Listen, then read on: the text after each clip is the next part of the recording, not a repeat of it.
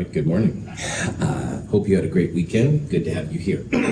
Today, for those of you on Monday afternoon's class, I look forward to seeing your class presentations. And this week, we will not go over problem set 4, we won't do quiz 4, we don't have a lab afterwards. So what we'll do is we'll meet normally in 2501. You'll turn in the titration of weak acids lab. You'll also turn in the class presentation paper, and you'll give your class presentation. So it should be pretty fun, pretty chill. That's all we're going to do today. So when we're done with the class presentations, we are good to go. There'll be some other kind of things happen during that time, so we'll check that out when we get there. Any questions? All right. So today we're going to start one of my favorite chapters, which is on chemical thermodynamics. And we're going to look at something specifically called entropy, which we've been kind of dancing around a little bit. We haven't talked about, but it's a really cool concept. And I love to start this out with a little animation picture on the left there. This is the Department of Entropy. And if you look at this long enough, you'll see that, for example, the door isn't on its hinge. And you can see the stock market or whatever is going down, and the roof is breaking up, falling apart. The desk, excuse me, is being held together on books, and the garbage can is pulled over. There's a hole in the floor. Entropy is a fascinating subject, and it has to do with disorder. We'll talk about disorder and what it means, but the wild thing is that, excuse me, fighting some allergies today, so sorry about this. The disorder is actually a way that you can quantify chemical change. And we'll talk more about this in this section and see how it's really important for what we're doing. A quick review, though, when it comes to chemistry, it's almost always a question of thermodynamics versus kinetics. And thermodynamics, as we've kind of talked a little bit in the past, is kind of like a way that chemists can describe if something will occur or not. So thermodynamics is very powerful. You can tell if a reaction is going to happen, if it's not going to happen, stuff like that. But thermodynamics doesn't have anything to do with time. And you might have a reaction which is going to occur, but it's going to take millennia to occur. And in our human lifetimes, that's not very helpful.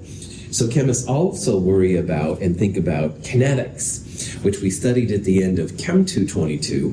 Kinetics is the study of time, how fast things are going to go, stuff like that. So thermodynamics is kind of like a yes or no answer when you apply it to a chemical system.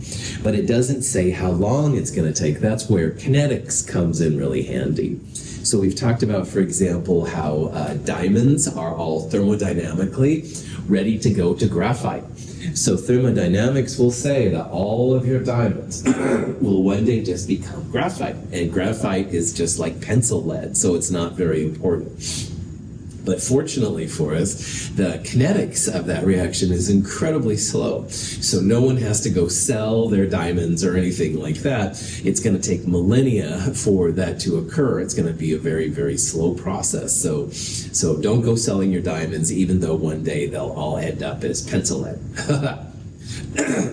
We looked at some examples, especially in the kinetics chapter, of things like this, where we had reactants on the left and products on the right, and energy is the y-axis. So this picture here represents an endothermic reaction because reactants are going to go to products, but products are at a higher energy than reactants. So this is endothermic, and that's where the thermodynamics comes in. If you have to put energy in to make something happen, that's often not the case of something that's going to happen. We also then talked about the energy of activation, which was basically the energy that starts from reactants and goes to the top of this little hill right here. And energy of activation has to do with speed, how fast things are going to go. So these two parts together are really cool. By the way, also, if we had an exothermic reaction, products would be lower than the reactants, stuff like that. Oh yeah, it's all coming together. Will the two of you please get out of here and leave me alone? You're wasting energy, Mr. Plummer. Relax.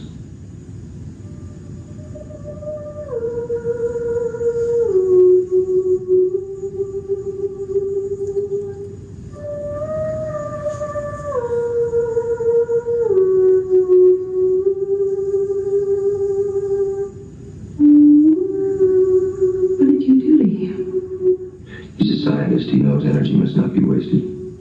And time. Energy and time, our two most precious possessions.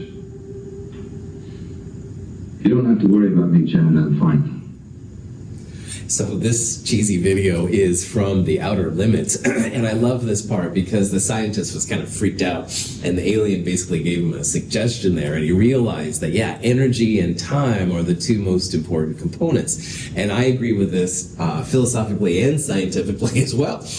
Energy is thermodynamics, kinetics is time, and those two things coming together is really important. So it took an alien to help him figure this out, but still pretty important. So, yeah. Anyway, questions? Good, probably a good thing. So let's do a little review of what we've learned about thermodynamics so far.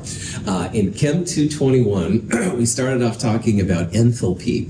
And in that chapter, we talked about the first law of thermodynamics, which is just energy can't be created or destroyed.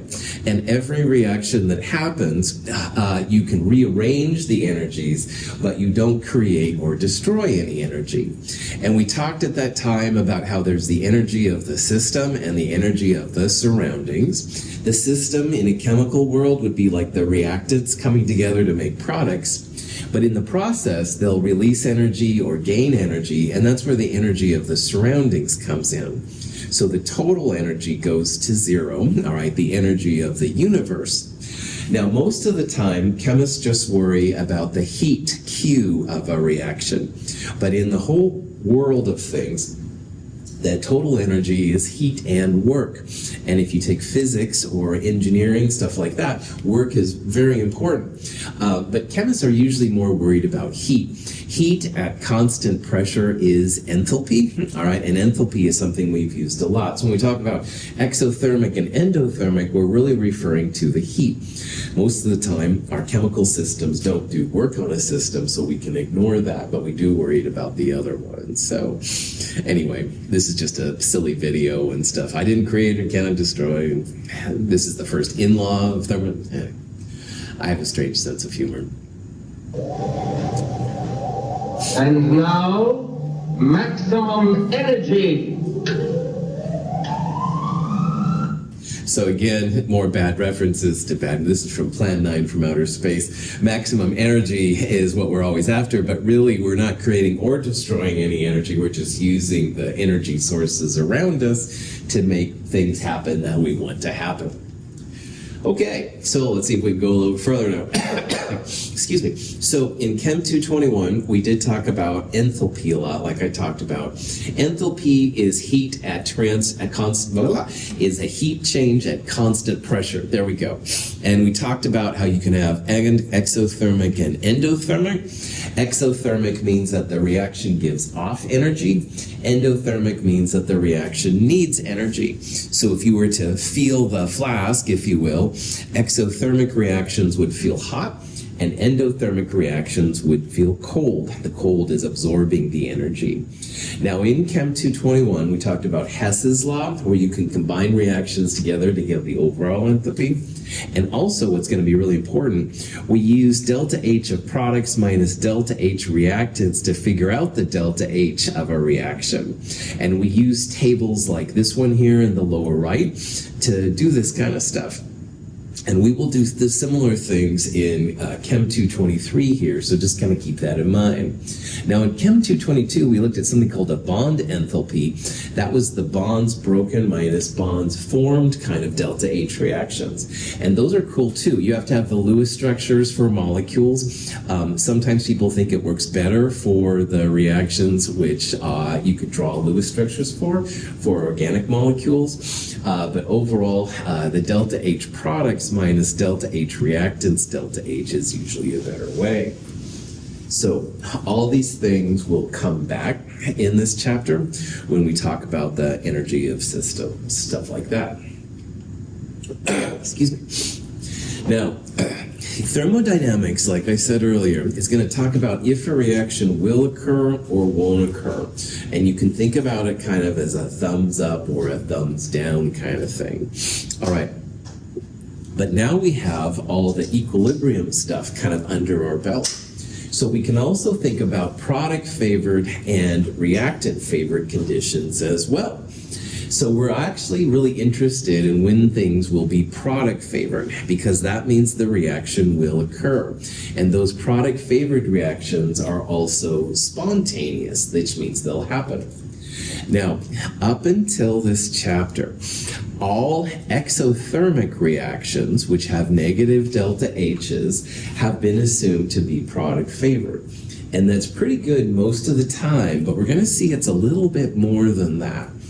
So when you think about thermodynamics, most of the time, the exothermic reactions are the ones that will occur. They'll get a thumbs up.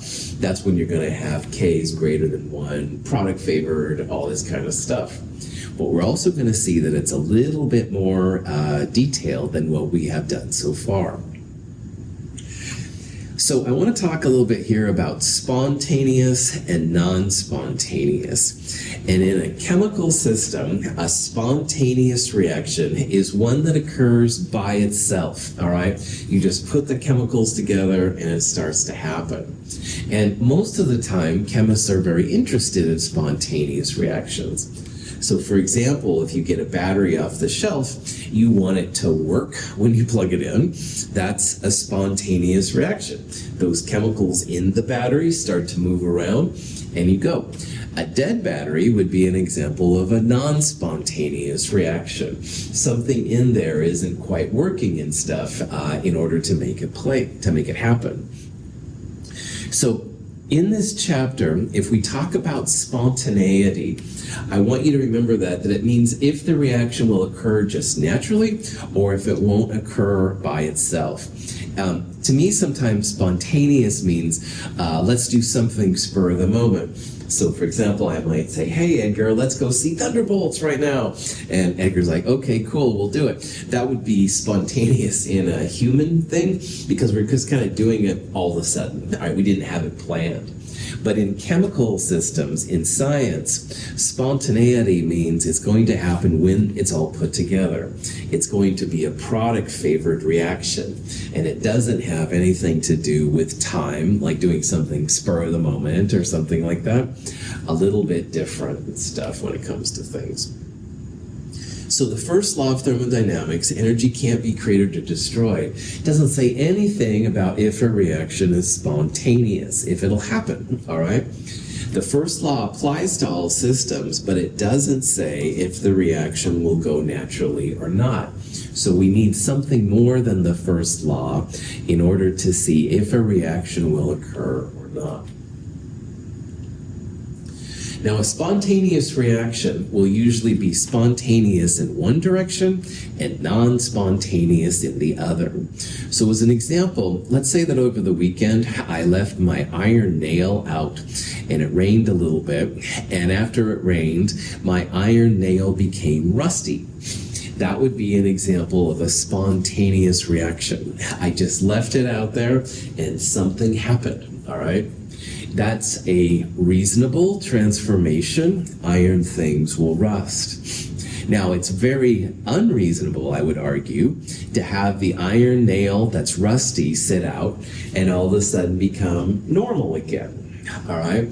That would be a non-spontaneous reaction.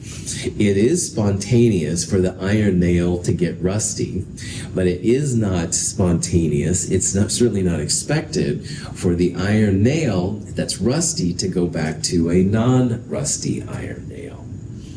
So in one direction, things will be spontaneous, and in the other direction, they will be non-spontaneous.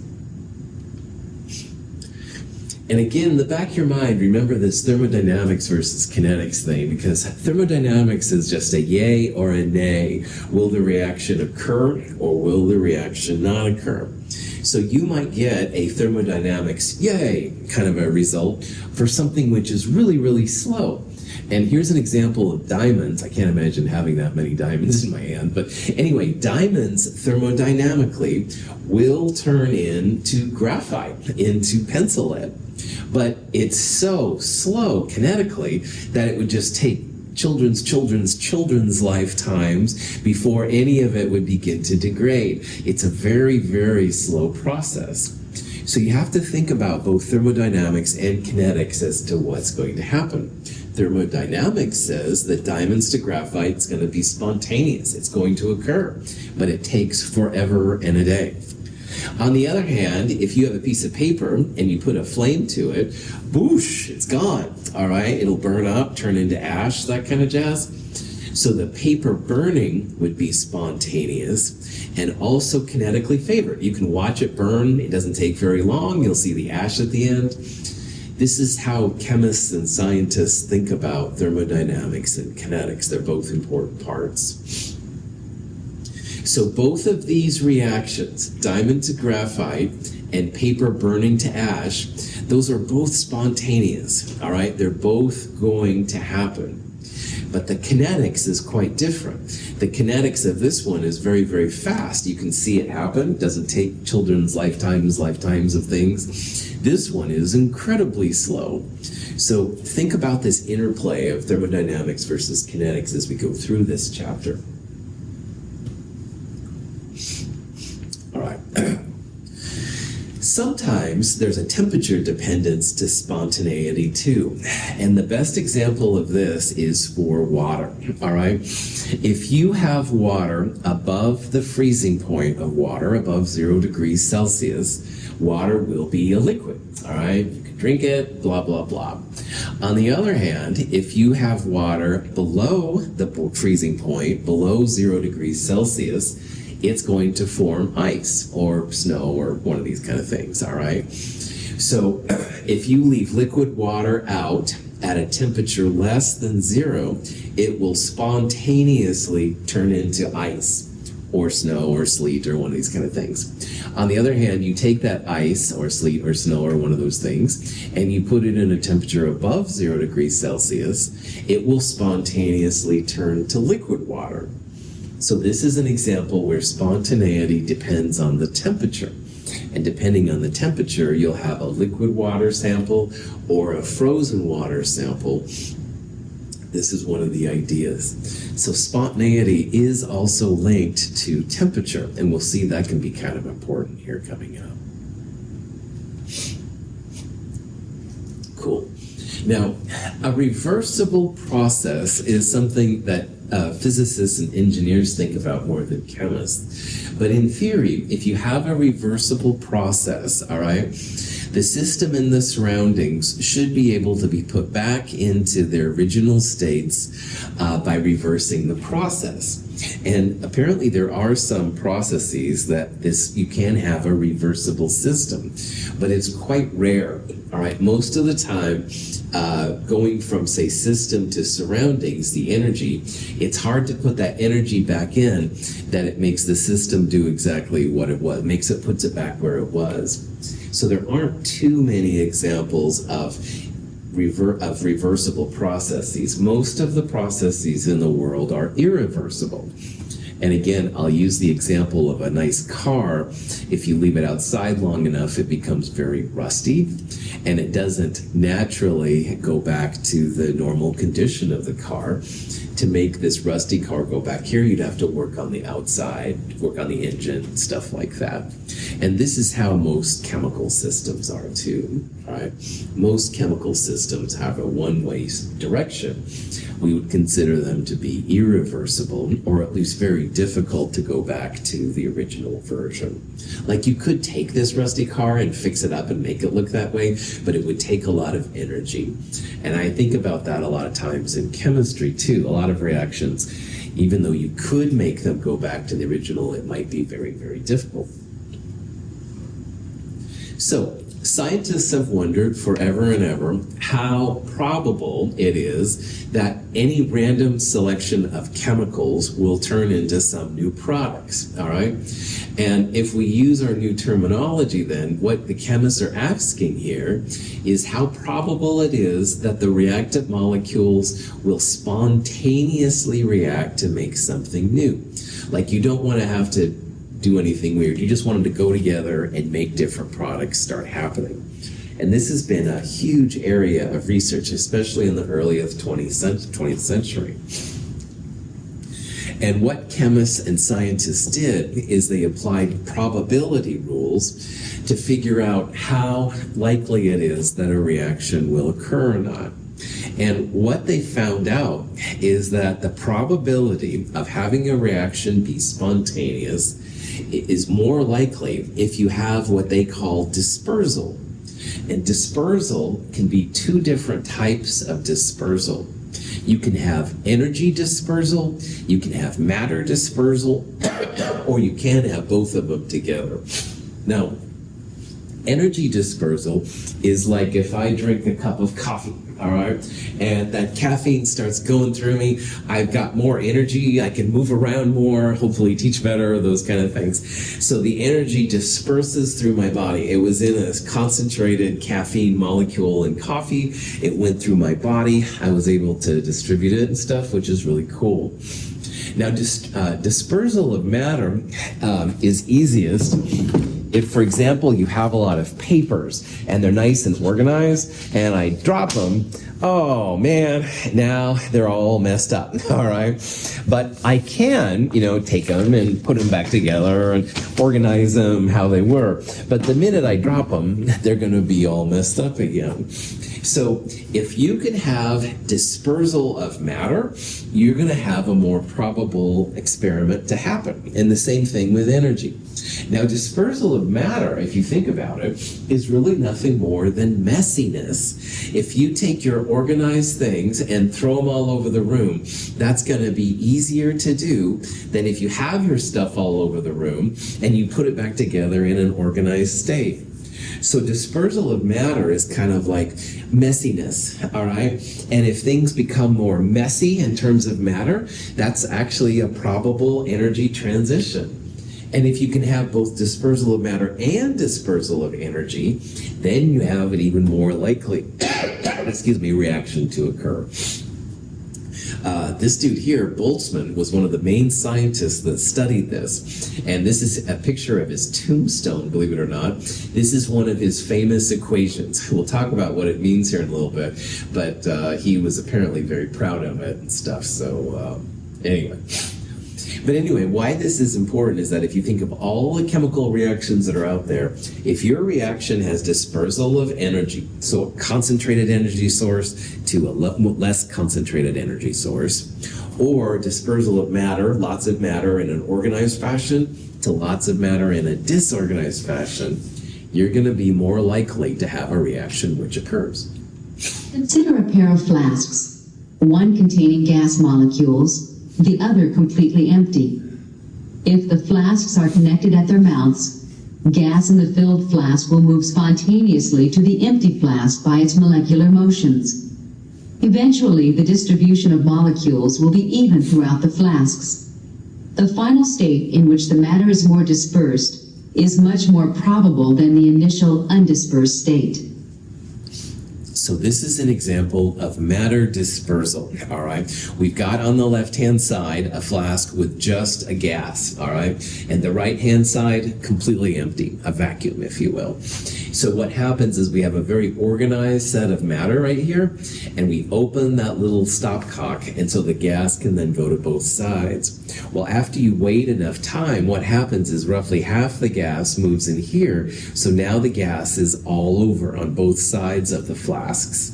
That's an example of matter dispersal. All right, you went from a very concentrated matter source to a much more dispersed matter source. And this is a very natural case when it comes to all reactions and processes known. So becoming more messy is actually a natural part of science, which is kind of a trip, but that's actually what that means. That's what matter dispersal means. So here's a question you might see. It says, which of these processes represents matter dispersal? And remember, matter dispersal is just like messiness. So if you clean your room, well, that's not, it was messy and now it's clean. That would be matter dispersal. That would be making it more concentrated, like you're making things more organized. So that would be a good example. if you have gaseous water, and gases are kind of all over, they'll take up as much space as they can, but you're putting it into a liquid water when you condense it, well, that's making those crazy dispersed gas molecules more condensed in a liquid. And that's actually not matter dispersal either. Liquids are very concentrated, their density is higher, and gases are all over the place. So that doesn't work either. Making a gas into a liquid is not matter dispersal. You're making it more concentrated. And the same thing here, you have a solution and you're making a solid. Solid is the most dense of all the physical states possible. So you're definitely making things more organized, making a solid than you are here. I'm going to skip to E real fast. Taking these three chemicals and making ammonium dichromate is another example of condensing your matter. Like you have, 1, 2, 3 chemicals turning into one chemical. That's definitely making your matter more organized in a chemical sense. But the reason I wanted to bring up this question, eating dinner, eating anything, you're taking something very concentrated, putting it through your body, the energy goes all over. Of course, at the end of the day, you'll probably get rid of some of that matter and, the human waste streams and stuff like that. That's definitely matter dispersal, all right? If you eat a piece of pizza, of course it's gone, right? And nothing, the pizza's gone. So eating dinner, eating anything, drinking liquids definitely disperses everything around. And that's why it's very easy to eat things and drink things. It's very spontaneous. You won't have the same concentrated form of things that you've had before. Questions? All right. Stored chemical potential energy is released from reactant molecules in an exothermic reaction. This energy spreads out or disperses over the product molecules and the molecules in the surroundings. If you have driven a gas-powered car today, your gasoline made the engines move, got you from A to B, wherever it was. So that's the concentrated molecules giving off their energy. Now, this is a more direct chemical example. You had some kind of exothermic reaction in the system, which is that little kind of circle right there. And in the process of those reactants becoming products, a lot of energy was released to the surroundings. So you can see a lot of the molecules right around the system are red. That's supposed to show that they're higher energy. So that's an example of energy dispersal. Energy went from a concentrated source in the system to the outside, to the surroundings. And those are usually very energy favored as well. So exothermic reactions, giving energy off from the system to the surroundings. And by the way, exothermic is enthalpy, negative delta H is exothermic, etc., etc. That releases that stored potential energy to the surroundings. And those are generally very favored, all right? That stored potential energy, which is how physics want to call it, it starts off in a few molecules or within a few bonds, and the energy is dispersed then over many molecules. And again, it could be your solvent, it could be the air around your chemicals, whatever. But that final state with lots and lots of energy dispersed around your system is more probable, and it makes the reactions more product favored most of the time. And we'll talk about that here in a little bit. So, prof hat off. If you're talking with someone today, you can say, man, I can predict if any reaction will occur. And most of the time, if your reaction has matter dispersed, so small amounts of mass to large amounts of mass, and or energy dispersed, so fuels and concentrated energies going to outside energies, most of the time that's what makes reactions possible, all right? And that's kind of a cool thing, but it's also kind of crazy. Okay, so this is an example of just a reaction which is absolutely product favored. It's spontaneous, and this reaction is called the thermite reaction. The military uses different versions of this when they're using explosives and stuff like that. But anyway, it's a very powerful reaction. It's very exothermic. Now this video doesn't have any sound to it, but here's like a thing with some sand, and they're going to add a little bit of glycerin to it just to get it kind of started here. And what happens is iron 3 oxide, which is essentially rust, reacts with aluminum to make iron and aluminum oxide. And in the process, wow, you release a lot of energy. As you can see, it's very violent.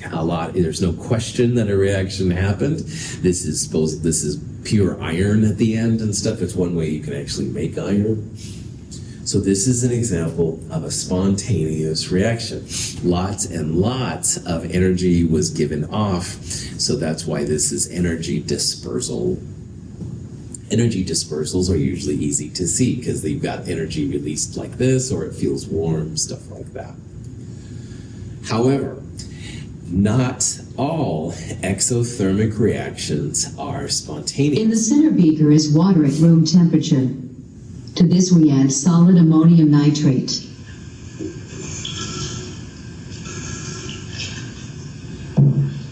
The ammonium nitrate dissolves.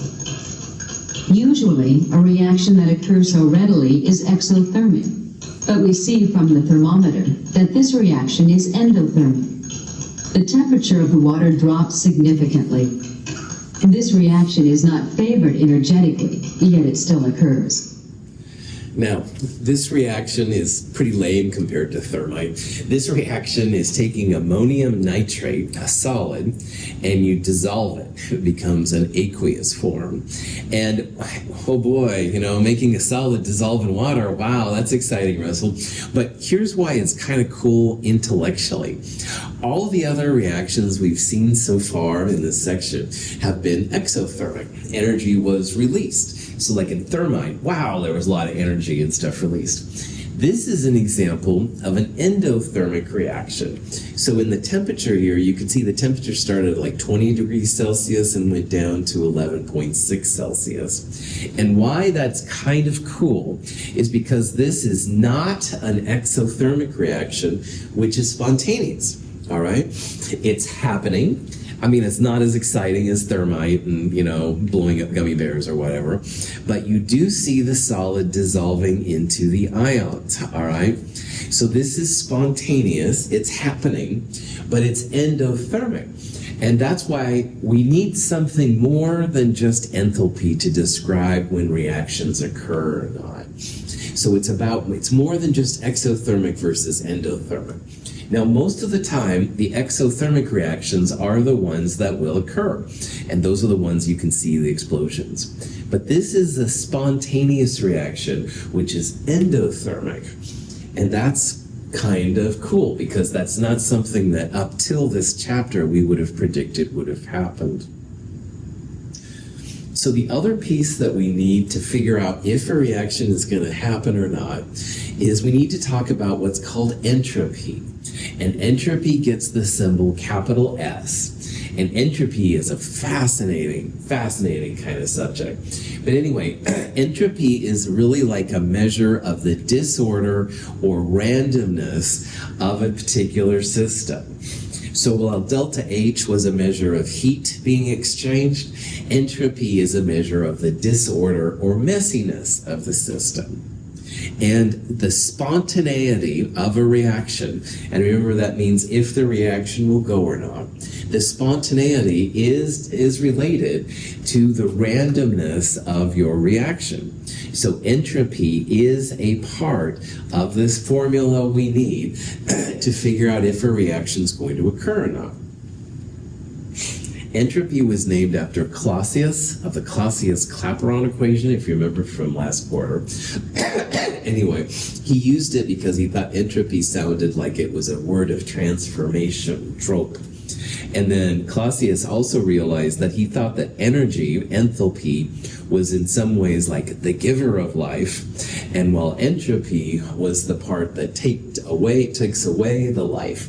Now, he got kind of philosophical on this. I'll let you think about that more later. But entropy itself, its philosophical breakdown has always been really interesting too. So entropy and enthalpy are going to be big players to figure out if a reaction is spontaneous or not spontaneous. So let's talk about what entropy is and how we can use it in chemistry.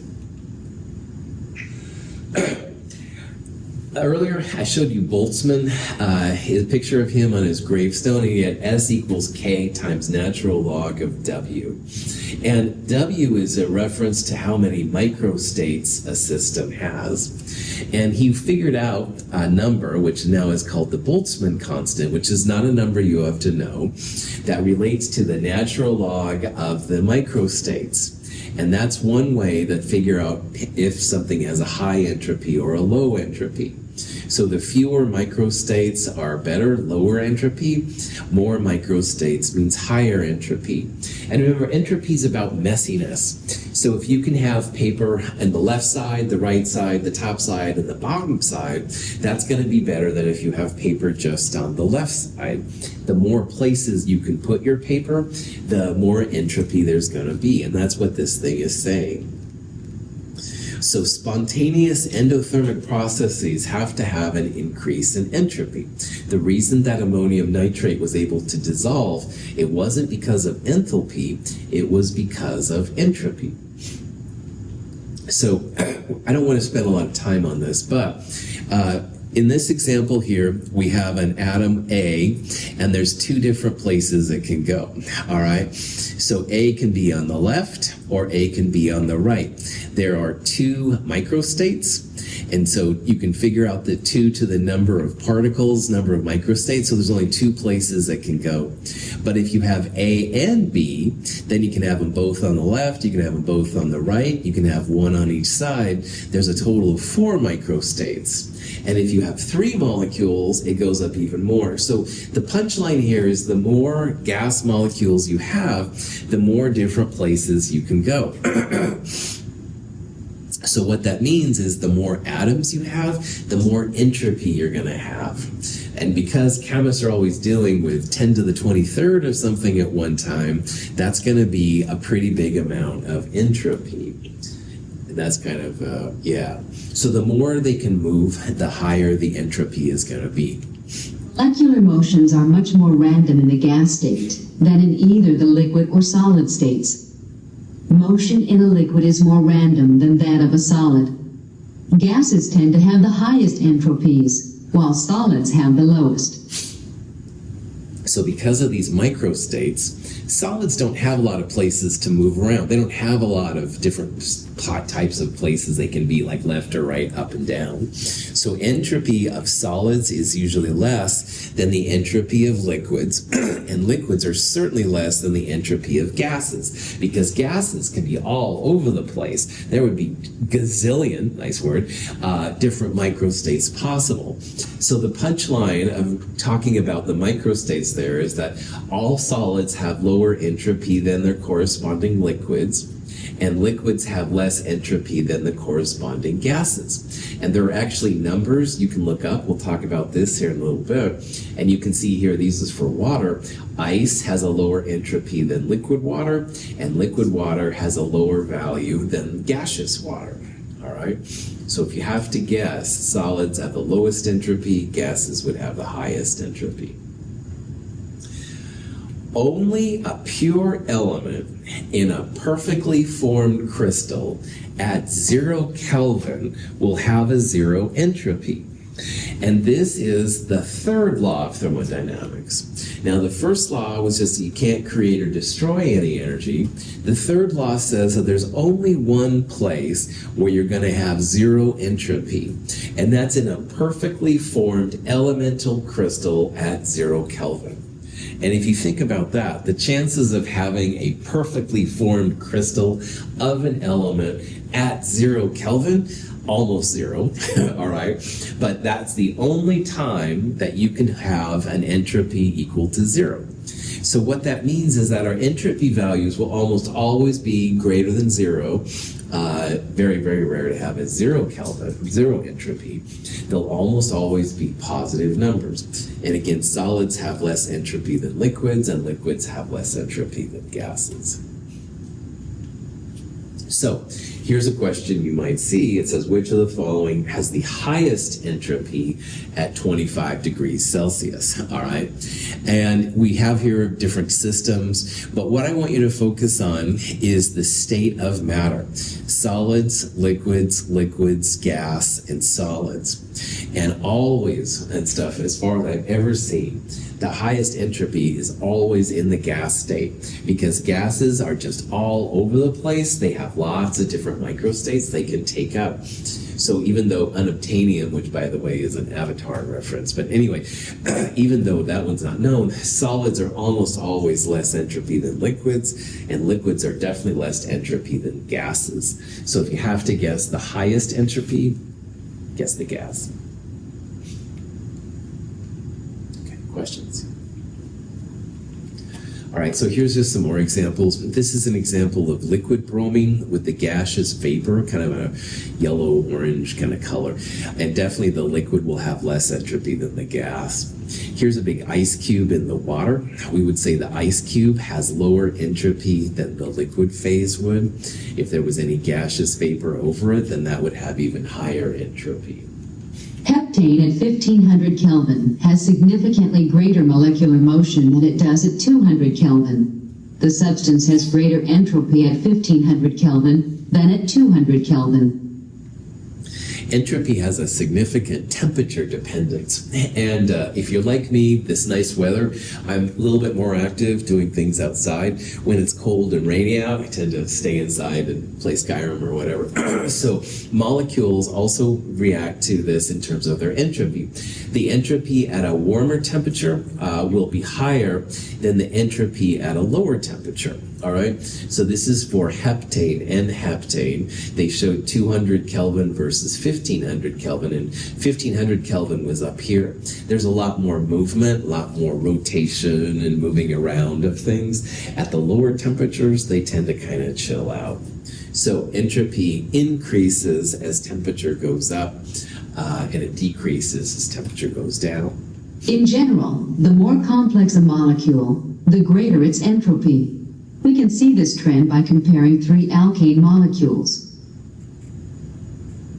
The amount of motion for each molecule translates into entropy. The more motion overall, the greater the entropy.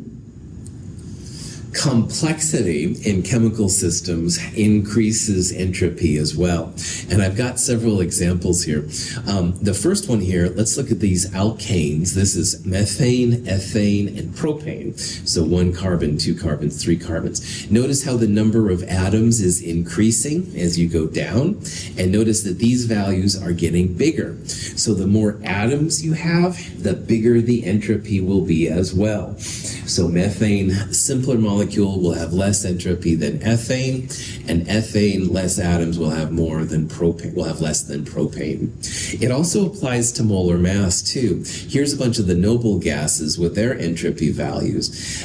Helium is smaller than neon, neon is smaller than argon, etc. And notice how entropy is getting bigger as you go down the periodic table too. So the more protons and electrons and stuff, then generally entropy will increase that way as well. So complexity goes up, your entropy goes up. The entropy of a solid depends on the strength of the forces holding it together. The weaker the attractive forces, the greater the motion of the ions in the crystal lattice, and the greater the entropy. This is an example of a +2, -2 ionic interaction versus a +1, -1 interaction. And as we've talked about before with Coulomb's law, +2, -2 is like 2 handshakes, and +1, -1 is like a single handshake. And that double handshake holds on tighter than the single handshake. So notice that the entropy of MgO is smaller. It doesn't have as much room to move around because those +2, -2, those magnesiums and oxygens are holding on to each other pretty tight. On the other hand, +1, -1, like sodium fluoride, a lot more room to move around. You can imagine if it was a handshake, they could move left and right or something. Well, these two with a double handshake, they would hold on that much tighter. So. When potassium permanganate dissolves, its crystal lattice is broken apart. leading to an increase in disorder, and therefore an increase in entropy. Most of the time, a solution will have a higher entropy than the solvent and solid that it stems from. So this is an example of some solid compound that dissolved in water. And usually the solutions will have a higher entropy than the stuff they came from. But there are exceptions to this. We might see one next week, but this week anyway, and solutions have higher entropy than the stuff they come from. So here's some questions. Which one represents an increase in entropy? All right. And here's freezing of water, boiling of water, taking a crystal of salt from a saturated solution, or the reaction. All right. Well, freezing water would be liquid water going to solid water. And solids have less entropy than liquids. So you'd be going from a higher entropy state in liquid water to a lower entropy state in the solid. This would not be an increase in entropy. All right, this would actually be a decrease. However, boiling water, you're going from a liquid to a gas. And gases have more entropy than all the other states, definitely. So B would be a good example here of something going from a high to a higher entropy. We started with a liquid and we went to a gas. That'll be increasing. Freezing is liquid to solid, so that would be going the opposite direction. That would be an entropy decrease. On C, if you have a solution and you go to the salt, you crystallize it, that's usually not an increase in entropy. You're making things more concentrated by making a salt. And this one deserves some comment because we're going from 2 moles of gas to 1 mole of gas. And 2 moles of gas are going to have a lot more fluctuation, more entropy, than if you put them into 1 mole of gas. So this is also a decrease in entropy, 2 to 1 moles of gas. That's going to be decreasing your entropy. So these are the way that chemists think about entropy and how to apply them to systems. Questions? This represents the standard molar enthalpies that are known for different situations. And at the end of problem set 5, there's a table, and you can look up the different entropy values that we're going to use. But even without looking at that right now, and none of these things are things you have to know/memorize, but look at all these numbers. All these numbers are positive, all right? There's no entropy of individual systems which is negative, and the only time you can have an entropy which is 0 is if you had an element at 0 Kelvin. These are all taken at 298 Kelvin, which is about room temperature, so none of these values are 0. Now notice here the entropy of diamond is one of the lowest ones, 2.3 or so, and graphite, which is what we use in our pencils, is a higher entropy value. But then you can just see it kind of goes up from there. I was trying to think if there was... Here's a liquid to a gas. So you can see the liquid is a lower entropy than the gas is and stuff. That's another thing that's very common. Cool. So again, you don't have to memorize any of these numbers. Just know that they're out there. And again, our table will be at the end of problem set 5. It's a pretty long table, so I only put it in one place. You can also get it if you go to mhchem.org/thermo. I can send you that link and stuff if you want to. Cool. Any questions on that? Okay. This is going to be a good place to stop, I think, for today. The next part, I'm going to do a little bit of review from Chem 221, and we'll go on to see how it applies to entropy, basically. So, all right. Thank you for being here. Have a good day.